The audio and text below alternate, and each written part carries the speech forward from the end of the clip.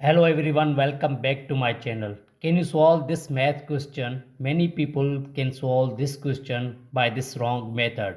First they do 8 minus 1 gives us 7. Then 8 minus 1 gives us 7. And finally 7 times 7 gives us 49.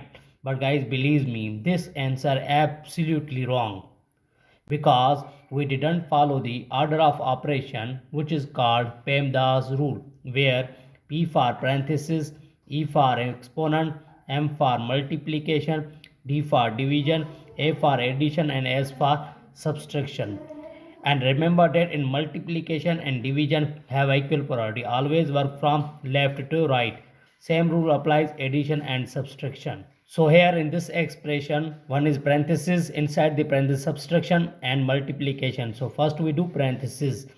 8 minus 1 times, now here 8 minus 1 gives us 7, then 7, and here multiplication and subtraction, we know that multiplication have higher priority than subtraction. So first we do multiplication.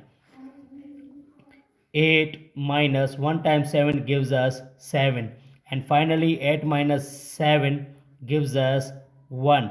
This is the right answer. If you enjoy this video, then like and subscribe to the channel.